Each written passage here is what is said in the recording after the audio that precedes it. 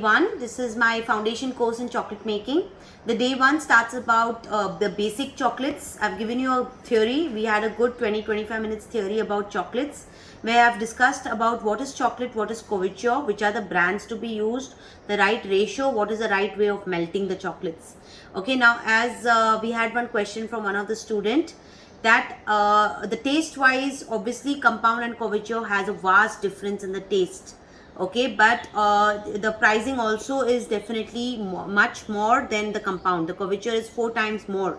But today, if we are making our compound chocolates, and if you make it in the right way, with the right flavoring, with the right way of presenting them and wrapping them, it will make a lot of difference even when you eat your compound chocolates.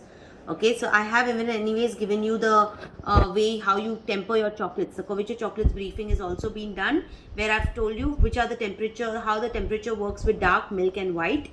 Okay, which are the brands to be used. So today we have done with our compound, and I've used a good quality compound. So it's always important to use a good quality compound chocolates that you make with. And then we will do different flavoring. So let's start with your first one. We first started with our coffee chocolate. This is your strong mocha, where I've placed a coffee bean on top. Okay, so that's your coffee bean on the top. So this is your strong mocha. Then we did our coffee orange, the same coffee with a twist, okay, with an orange flavor and with an orange tinge on the top. So we have done something which is your coffee orange. Then we did our double layer, triple layer. So we have two kinds here. We have one which is a double layer and one which we have a triple layer. Now the right technique of making it also, I have also shown you that. We did shelling method in two different ways. I've shown you two different shellings. So one we have done with butterscotch, the other one we have done with hazelnut and almonds. Hazelnut spread with hazelnuts, the roasted hazelnut. Okay. Then we did our fruitinut. This is a fruitinut. Today with little different mix I have done. See this. So we have some dry fruits both the sides. So this is how the bar looks like. So that's your fruitinut bar.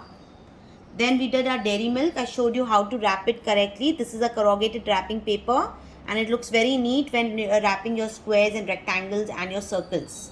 Okay. This is your chocolate chip.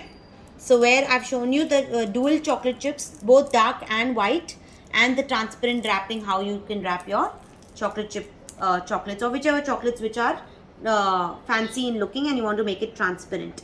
Okay, coming to your biscuit chocolates, we did one with a marble effect. This is your Mari biscuit with a marble effect. Okay, so as I told you, you can just put those small balls of edible balls and you can make this as a maize chocolate. Then we did an Oreo biscuit. Okay, that's again in a different look. I showed you how to do the drizzle part.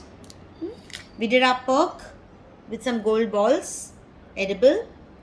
Then we did our clusters. We did 3 types of clusters today. One is your classic almond rocks with sea salt. So we have a pinch of sea salt on it. One is a Rice Krispie cluster.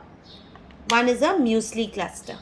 Okay, so that's your muesli, cornflakes, Kellogg's, whatever you want to use. That's your wrapping. These are also the wrappings that I showed you. This is also one way of wrapping.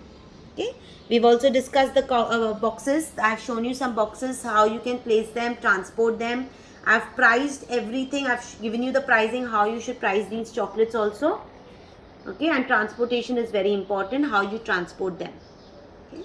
So I had 4 students today. Colombo for the first time, Sri Lanka. One I have from Chennai, one Pune and one Singapore. Okay. Anything? Would anybody would like to talk or say? All okay?